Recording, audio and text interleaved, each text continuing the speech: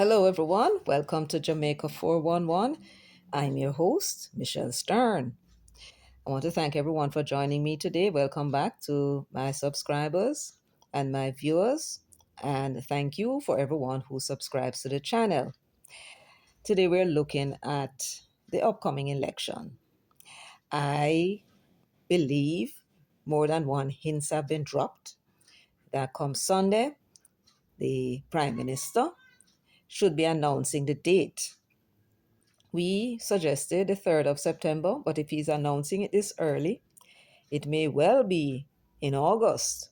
But if he calls the election day or set the election day for August, that will be a first in the history of elections in Jamaica since 1944, that a general election would have been held in August of any year. So I am sticking with my date of September 3.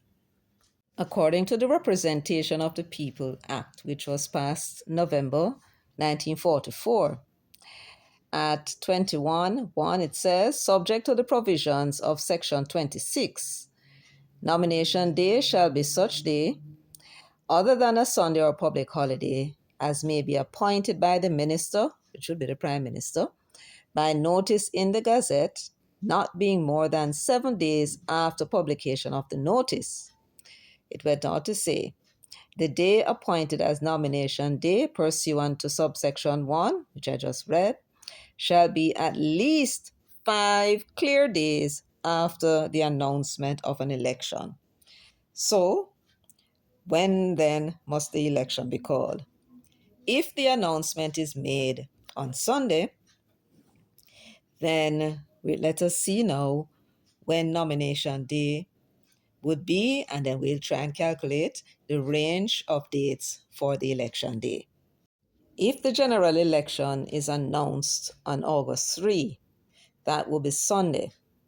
According to the rule, the nomination day shall be such day as appointed by the minister by notice in the Gazette, not being more than 7 days after publication of the notice. So, since the announcement will be made on a Sunday, it cannot be published in the Gazette until a Monday. So the date for counting, in my view, starts on the Monday. You follow? Yes, because it has to be published first, and it's after it has been published that the counting starts, not being more than 7 days after the publication of the notice. And these, remember, must be clear days. Notice that they had said that it should not include public holiday nor Sunday, which would almost give the impression that we could have nomination day on a Saturday. So we are going to begin our count, and we are going to include Saturday, and we're going to exclude August 6th, which is Independence Day. So let us begin. Announcement made this Sunday, August 3, the publication in the Gazette on the 4th of August, which is the Monday. Then the counting begins, and it should be 7 days, or according to 1A, the day appointed as nomination day pursuant to subsection 1 shall be at least 5 clear days after the announcement of an election. So, what does all of that mean? It means we must count 5 clear days from the publication in the Gazette, and we must not include a public holiday, and we must not include a Sunday. So let us now count. The publication is on the Monday, so the Tuesday is 1 day. The Wednesday, which is the 6th, is a public holiday. We don't count that. So it would be then Thursday and Friday would be 3 days. We then count the Saturday, which is the 9th of August, and we don't count the Sunday. So we have how many days? 4 days so far. And then the 5th day would be on Monday. So if I am understanding the law correctly, the Monday, August 11, would be nomination day. If the Saturday is not included, Because remember it says, at least 5 clear days. So presumably it can be between 5 and 7 days maximum. That is perhaps the reading. So he could extend it to the Wednesday. Good. But we are going to go with nomination day to be the 11th of August. So now that we've worked out nomination day, next we must work out when is the election day due. And for that, we must turn again to the Representation of the People Act of 1944 to determine when now would be the election day.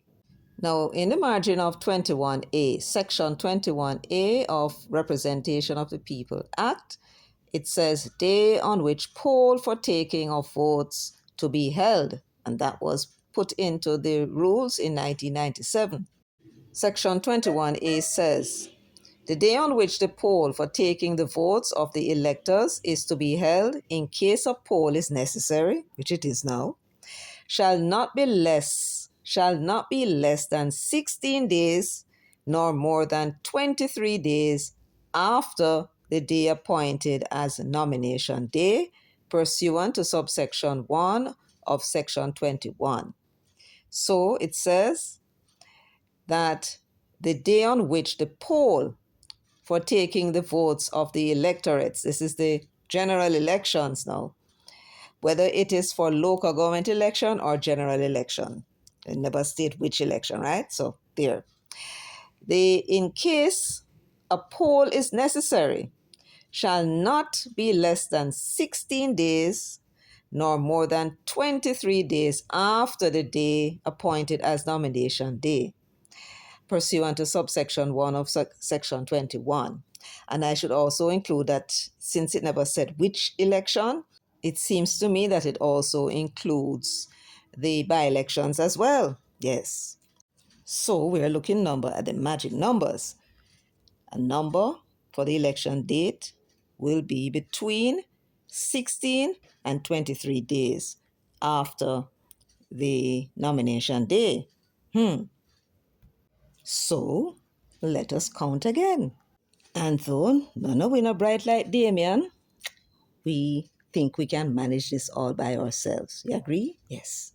So we had already agreed that nomination day would be Monday, August 11. First, we are going to do is count 16 days from that day. And remember, because it never said that Sunday, Saturday, and public holidays are excluded, then we must assume that we are talking about 16 to 23 consecutive days, which means we must count in the Saturday and Sundays as well. So let us begin. From the 11th, let us count 1, 2, 3, 4, 5, 6, 7, 8, 9, 10, 11, 12, 13, 14, 15, 16. So the 16 fell on August 27. Is that your 16 day as well? And August 27 is a Wednesday. So the election day would be at a minimum August 27. That's a 16 day. We must now count when the maximum time that he can call election for, which is up to 23 days. So let us count from the 27th. So we already reached 16, so that's 17, 18, 19, 20, 21, 22, 23. You know what 23 days after nomination day is? That's September 3, just as we had suggested. So somewhere between August 27 and September 3 will be the election day. Not before August 27 and not after September 3. So, what you all think about that? What is your best guess? I am still sticking to my September 3, and I noticed the one late in him with him enough self. Gone mention September 3. I suppose him want to be able to boast and say him why Mas Andrew had to call the election on September 3 because him was out on the political platform and telling him he can't call it beyond that. Right? He mentioned the day September 3 at least twice me hear with it. And Yes, man. So if Andrew called it on September 3, it will give the impression that it was Dayton's demand that it should be called while he's acquiescing. Now, I don't know if Mas Andrew is going to go off his game plan and decide to call it for September 2 instead, or September 1, or maybe August 29. Doubtful that would happen. More than likely, I would say if it's in August, it will be August 28th, the Thursday. Politicians seems to like to call elections on a Thursday. Otherwise, he could call it on September 1 and the Tuesday, or as we say here, September 3. And why I believe it was always September 3 is because Andrew Holness made an election promise. All of them have made, them all called fixed election. Every one of them said that. And they keep talking about the uncertainty, but none of them will do it because whenever they get elected, it is explained to them why it is we have the election day flexible as it is. This is not a prime minister power, and it is not a governor general power. It is not an elitist power. It is not a parliamentary power or a GLP or a PNP power. It is FIWI power. When we start to raise backside, when them go and promise us the moon and then go in there and show away something else, and we decide we're not having any more of it, one them asses out. The election is for them to call election and go to the polls and prove that they still enjoy the support of the majority of the people. Because the presumption is that if it is the election and the majority of the seats that are going to determine who is government, then the day that you lose the support of the majority of the people, that is the day when you no longer have a right to rule. That is the principle behind our electoral system.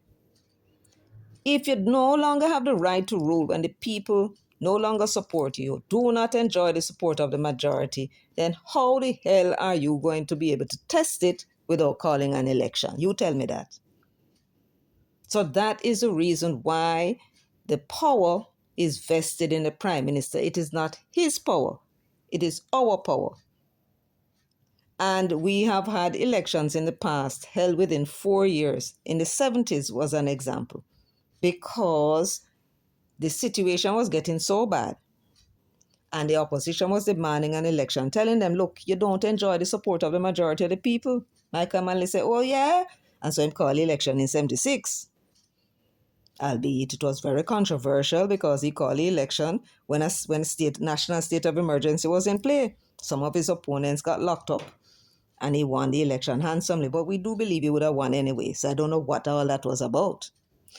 Then by the time 1980 came around, another 4 years, again the situation had deteriorated. And again the Labour Party said, yes, you need to call the election, have the support of the majority that you had gotten in 76. And Manley said, oh yeah. And so him call the election.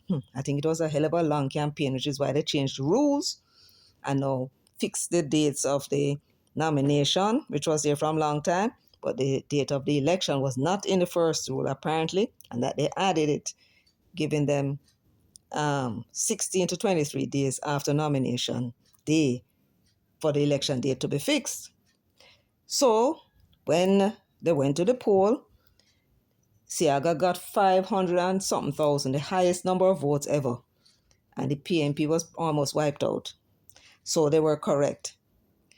They did not enjoy the support of the majority, and it was the election day that showed it. Now, had we not had that rule, it meant that the situation would have gotten worse and the party would have remained in power, even though they no longer have the support of the majority. And the vexation of the people wanting them to go and can't get them out. Because any country that practice this business about fixed election date is not a pure democracy. It is, in fact, a dictatorship that gives the government that is elected the right to remain where they are, whatever the people may think about it. And the people can do nothing to get them out except to wait on the election day. So that is not a people's right system. That is a a government right system. Whoever it is, which party formed the government, it's giving them the right to be there for a fixed number of years. And the only way to get them out, since you can't get them out by the ballot, and if the people are determined, they're going to get them out by the bullet. That is why you see so many presidents of the United States get killed. That is why you saw the revolution in Haiti when they booted out Aristide and others. It was the same thing. The idiotic Americans went there and gave the president 6 years, fixed years, and they had no power to do anything about it. So this idea of a fixed election day, it is people who are lacking in understanding, who don't understand the system that we have or why we have it. And they're talking about the uncertainty. Well, we're certain now. We know that the election is going to be called by the 15th of September, because that is the 5th anniversary of the first sitting of Parliament after general election. The first sitting of Parliament was September 15, right, of 2020. So that was when the election was due this year. But because Holness is making the announcement, assuming that he's going to make the announcement on Sunday, August 3, it meant that the election will be called long before that. So my point is this. You're going to hear on the campaign trail the opposition coming to tell you that they're going to have a fixed election date because of uncertainty. There's no damn uncertainty. You're supposed to have your machinery ready, always at the ready. Just like an army is always prepared and trained and ready for any eventuality, any attack by forces, whether in or outside of a country, a political party must always be ready for an election. And it cannot be that because you are uncertain about the date, that our rights as people must be taken away. That is the only thing that we can do to control the excesses of government and the power of government. It is the people's right. And if you take away that right from the people, then the people will have no control over the government, and you in opposition are no control over them either. So, uno cut out this damn nonsense. Uno no fool private sector people come talk about fixed election. They got to hell with that. We don't want it here, and it's not going to happen. We need to go and find things out, study things before we open them out and talk rubbish. And that is all I have to say on that score. So, people, my viewers and my subscribers, I say September 3 still. What you say? Let me hear in the comments section. Well, that's it for me today. Thank you all so much for joining me. Please remember to subscribe if you have not yet done so. Also remember to share and leave your comments in the comments section and give the video a thumbs up, please.